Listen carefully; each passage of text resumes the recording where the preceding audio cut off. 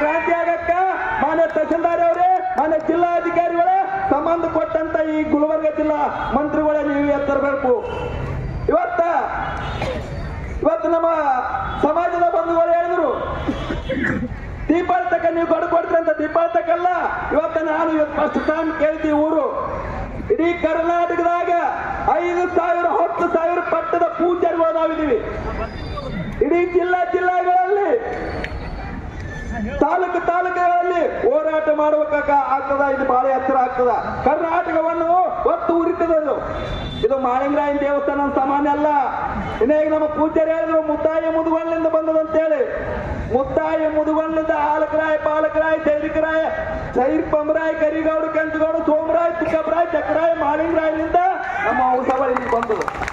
ಅಂತ ವಂಶಾವಳಿಯನ್ನು ಹೆಸರು ಬದಲು ಮಾಡಿಕೊಂಡು ನಮ್ಮ ದೇವಸ್ಥಾನ ಪೂಜೆಯನ್ನು ನೀವು ಕಸಗಂತೀರಂತಂದ್ರ ಏನು ಕೋರ್ಟಿನ ಉಚ್ಚ ನ್ಯಾಯಾಲಯದ ಆದೇಶ ಇದೆ, ಏನು ಹೈಕೋರ್ಟ್ನ ಆದೇಶ ಇದೆ, ಏನು ಜಿಲ್ಲಾ ಕೋರ್ಟ್ನ ಆದೇಶ ನಿಮ್ಮ ಕೈಯಾಗ ಇದೆ.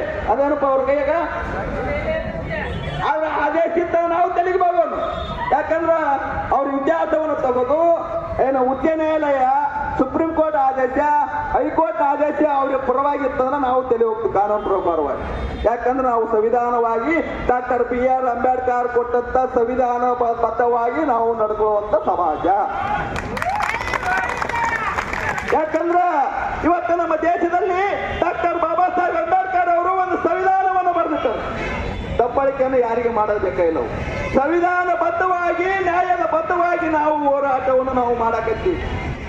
ಅದೇ ರೀತಿಯಾಗಿ ಎಲ್ಲರೂ ಯಾವ ಕೋರ್ಟ್ನಾಗ ಆದೇಶ ಆಗ್ಯದ, ಮಾಳಿಂಗರಾಯನ ದೇವಸ್ಥಾನ ಅಲ್ಲದೆ ಸಿದ್ದೇಶ್ವರ ದೇವಸ್ಥಾನ ನೀವು ಪೂಜಾರಿಗಳು ಪೂಜೆ ಮಾಡಬೇಡ್ರಿ ಅಂತೇಳಿ ಆದೇಶ ಆಗಿತ್ತಂದ್ರೆ ತಲಿಬಹುದು. ನೀ ಯಾರಪ್ಪ, ನೀನು ದೈವ ನಾಯಕ, ತಹಸೀಲ್ದಾರ, ಏನು ಜಿಲ್ಲಾಧಿಕಾರಿಯ, ಏನು ಮುಖ್ಯಮಂತ್ರಿಯ, ಪ್ರಧಾನಮಂತ್ರಿ ನಮ್ಮ ದೇಶದ ನೀನು ಆರ್ಡರ್ ಮಾಡಕ?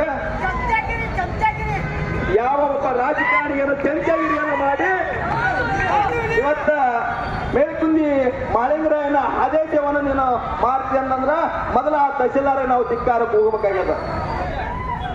ಅದಕ್ಕೆ ಬಂಧುಗಳೇ ಕೂಡಲೇ ಇದಕ್ಕೆ ಮಾನ್ಯ ಜಿಲ್ಲಾ ಅಧಿಕಾರಿಗಳು, ಈ ನಮ್ಮ ಗುಲ್ಬರ್ಗ ಜಿಲ್ಲೆಯ ಜಿಲ್ಲಾ ಉಸ್ತುವಾರಿ ಸಚಿವರು ಮತ್ತು ಮೇಲಾಗಿ ನಾನು ನೇರವಾಗಿ ಹೇಳ್ತೇನೆ, ನಾನು ನೇರವಾಗಿ ಮಾತಾಡೋ ಯಾರ್ಯಾಕಿರಕ್ಕೆ ಈ ಮೇಲ್ಕುಂದಿ ಸ್ಥಳೀಯ ತಾಲೂಕು, ಯಾಕಂದ್ರೆ ಯಾದಗಿರಿ ಜಿಲ್ಲಾ ಗುಲ್ಬರ್ಗ ಕಲಬುರಗಿ ಜಿಲ್ಲಾದ ತಾಲೂಕಿಗೆ ಬರ್ತದೆ.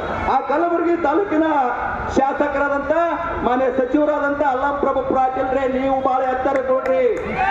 ಇವತ್ತ ಅಲ್ಲಂ ಪ್ರಭು ಪಾಟೀಲ್ರೇ, ನೀವು ಜಿಲ್ಲಾಧಿಕಾರಿಗಳು ಮಾತಾಡ್ತಿರೋ, ನೀವು ಒಬ್ಬ ರಾಜ್ಯ ಸರ್ಕಾರದ ಒಂದು ಮಂತ್ರಿಗಳಿದ್ರಿ.